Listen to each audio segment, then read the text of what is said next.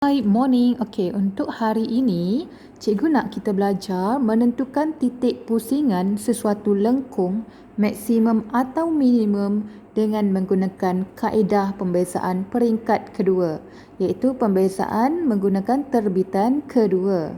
Okey, dekat sini muka surat ini kita ada nota. Awak boleh tengok juga muka surat ini. Okey, kalau awak nak tengok, awak tengok muka surat 18 ada nota. Okey, tapi cikgu tak nak awak tengok, cikgu tak nak hurai lebih sebab awak boleh tengok sendiri. Ada contoh juga muka surat 19 dan juga 20 ada contoh juga. Okey, cikgu bagi kepada contoh yang cikgu nak terangkan. Okey, lebih simple lah cikgu terangkan direct. Okey, so kita tengok muka surat 21. Muka surat 21 latihan 1.2.2b, cari titik pusingan bagi setiap lengkung berikut. Seterusnya, tentukan sama ada titik pusingan itu adalah titik maksimum atau minimum. Okey, apa yang soalan suruh kita buat ialah yang pertama ialah cari titik pusingan. Ini arahan yang pertama, cari titik pusingan. Arahan yang kedua, seterusnya dia kata tentukan sama ada titik itu ialah maksimum atau minimum. Okey, sebelum cikgu pergi kepada soalan ini, cikgu nak explain dulu soalan ini. Soalan dia bagi y sama dengan 5x kuasa 2 tolak 8. Ini fungsi yang dia bagi. Okey, sebelum tu cikgu nak bagi tahu dalam konsep ini mencari titik pusingan lengkung ini, awak kena tahu kita boleh cari titik pusingan lengkung kalau kita ada pembezaan pertama dy dx ini. Okey, dekat titik dia berlengkung tu, okey, dekat graf kan dia ada macam tu. Okey, dekat titik yang melengkung sini ni, okey, graf dia ada macam ni kan, turun naik kan. Okey, tempat yang dia melengkung ni, ini melengkung ah. Okey, tahu kan melengkung? Tempat yang dia melengkung ni, dy dx dia akan jadi kosong. Okey. Okey, macam mana nak tahu maksimum dengan minimum pula? Kalau di kuasa 2y dengan dx kuasa 2 dia kurang daripada kosong, dia dipanggil maksimum. Kalau lebih besar daripada kosong, itu adalah titik minimum. Okey, kita tengok macam mana cara buat dia. Kita tengok pada contoh lah, senang cerita. Okey. Okey. How can we answer this question? Okey.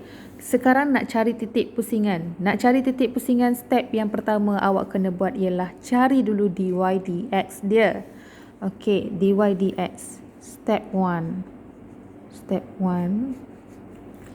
Cari dy dx. Okey. So, daripada y sama dengan 5x kuasa 2 tolak 8, dy dx akan jadi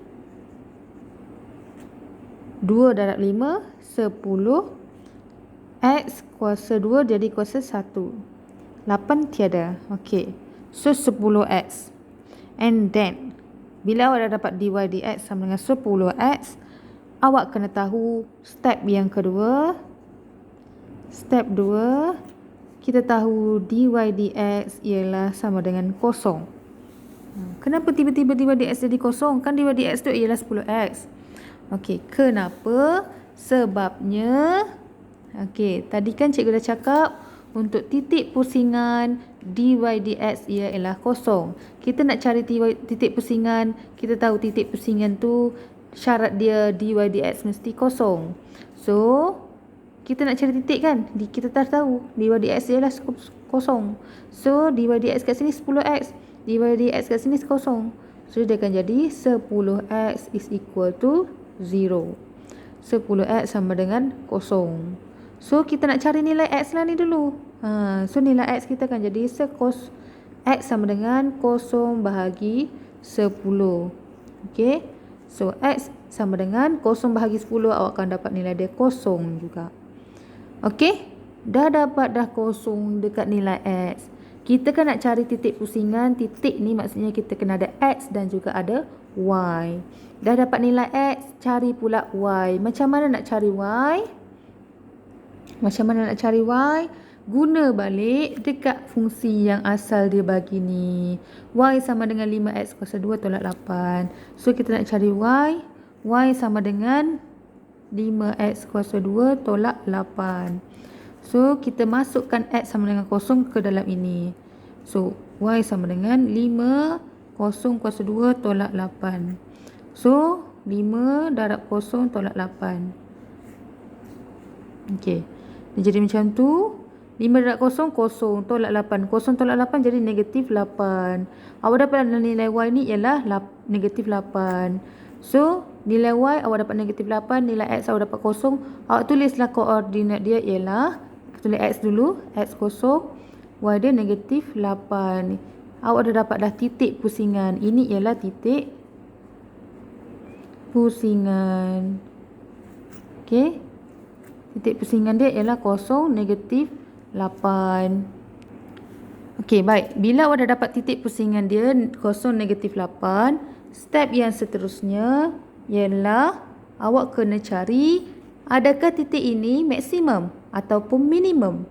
So, awak kena tentukan titik ini maksimum atau minimum. Seperti mana yang cikgu cakap tadi, titik maksimum dengan minimum, kita kena cek dia punya terbitan kedua. Kena cari dulu terbitan kedua dia ni kurang daripada kosong ataupun lebih daripada kosong untuk cari maksimum atau untuk tentukan maksimum atau minimum. So, tadi kita dah buat untuk terbitan pertama, awak dapat 10x kan? Terbitan pertama awak dah dapat 10x. So, step ketiga, cari D kuasa 2Y, dx kuasa 2. Okey, ini step ketiga.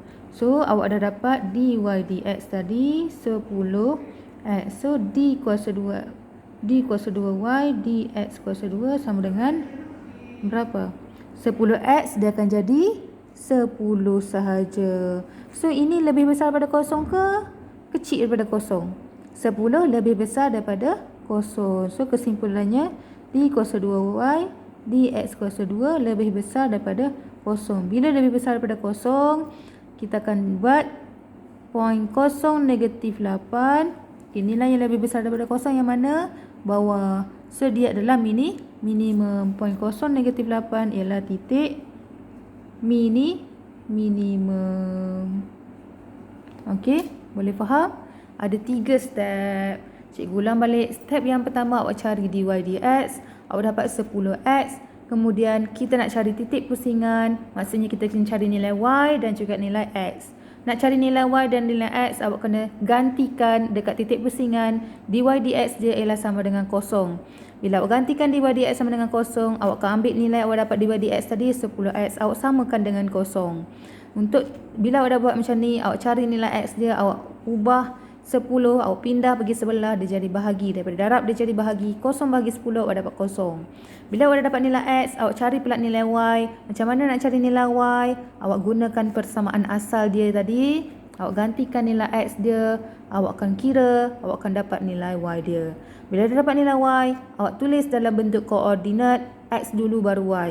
X dia kosong, y dia negatif 8. Ini adalah titik pusingan. Lepas tu soalan minta titik pusingan ini tentukan sama ada di maksimum ataupun minimum. Jadi step yang ketiga, awak cari D kuasa 2Y, dx kuasa 2. Awak kena buat pembezaan yang kali kedua. Nak buat pembezaan kali kedua, awak ambil pembezaan yang pertama tadi, awak salin balik. Lepas tu awak buat pembezaan dia. X kuasa 1, 1 darab 10, awak dapat 10. Jadi X tu daripada kuasa 1 dia jadi kuasa kosong, so dia hilang. So, awak dapatlah D kuasa 2Y, dx kuasa 2, awak dapat 10 sahaja. Kalau ada nilai X lagi, kalau ada X lagi dekat sini, awak kena gantikan X di berapa nilai dia. Okay, sekarang ni hanya tinggal nombor 10 sahaja, tak ada X sudah. Jadi, awak tengok nombor 10 ni adakah yang lebih besar ataupun lebih kecil daripada kosong. Ni adalah nilai yang lebih besar. Bila lebih besar, awak tulis macam ni. Ini simbol lebih besar. So, bila awak tulis macam ni, ini adalah titik minimum. Kalau dia lebih besar daripada kosong, itu titik minimum. So, kosong negatif 8 ialah titik minimum. Inilah jawapan akhir awak. Okay? So, awak cuba buat untuk soalan B dan juga C. Good luck.